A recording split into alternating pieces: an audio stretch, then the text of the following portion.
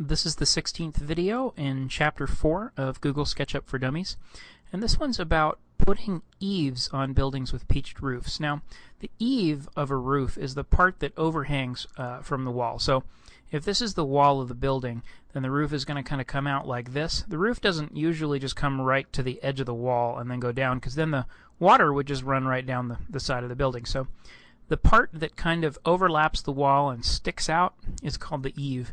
And those are the kinds of things that you probably want to make before you model the pitch of the roof, just because it's a whole lot easier. What I've done is I've just kind of created a little boxy L-shaped thing here that we're going to call a building.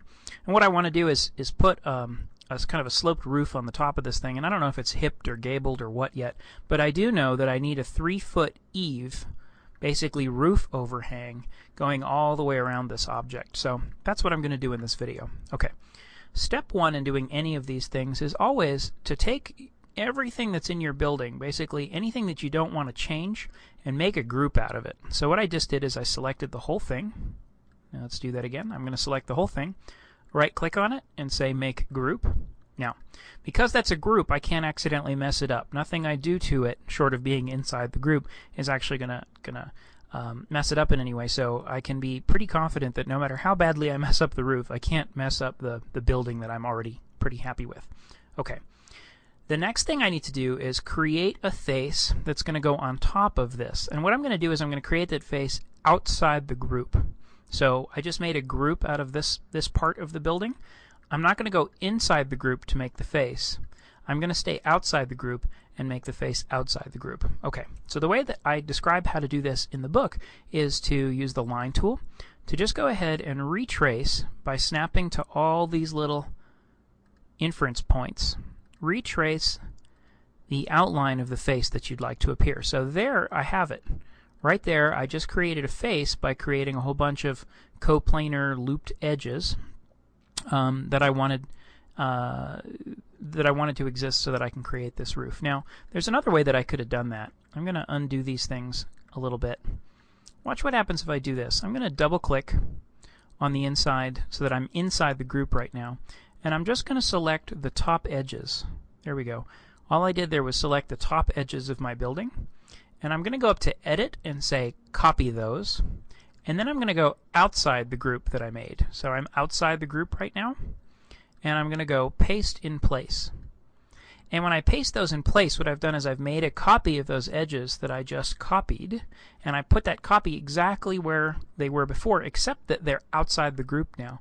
And what I'll do is I'll just use the line tool to retrace one of those edges, and I've ended up with exactly what I would have ended up with before. And where that's really useful is if you've got an outline of a building that's actually quite complex. If you've got all kinds of loopy, swoopy curves and other lines and stuff, it's kind of a pain to use the line tool to retrace all of those. And that's where copying the edges inside the group and then pasting them in place outside the group can come in really handy for creating these kinds of faces that you need. Okay, that was a little bit of a diversion, but we're back into this now. What we've got is a face. I'm going to use the offset tool right up here to offset some edges exactly 3 feet. I'm going to type in 36, or I could have typed in 3 feet, just like that. Look at the bottom of the screen. 3 apostrophe for 3 feet, or 36 for 36 inches, and enter to create a 3-foot offset. And then what I'm going to do is double click on this inside face.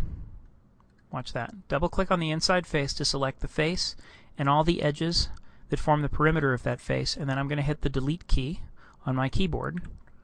And what I've ended up with is I've deleted away that face. The best way to see that probably is going to be for me to hide the rest of this building. So let's just go up and hide it. And what you'll see, so I had undone, I undid basically. I went to, I don't know, undid is the past tense of undo, but I went to undo before I hid that. This is what I did. I double clicked on this face to select the face and all of its edges, and now I'm going to hit delete. And what I've got now is just a face, and that face is exactly 3 feet bigger all the way around than the section of the building that I wanted to draw the roof on. And it's kind of as simple as that. At this point, what I'm going to do is I'm just going to use the push-pull tool to pull that 2D face that forms the bottom of the roof, basically the eaves, into a depth so that I have what's called the fascia right here, the side part of the edge of the roof, and that's where a gutter goes. And in this case, I'm just going to undo a step. I'd like that to be, I don't know, let's say 8 inches tall.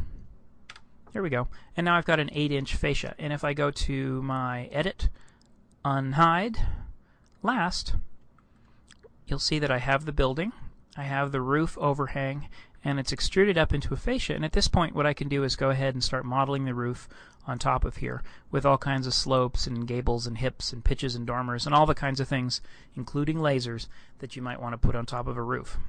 Okay, that's the end of the 16th video in Chapter 4 of Google SketchUp for Dummies.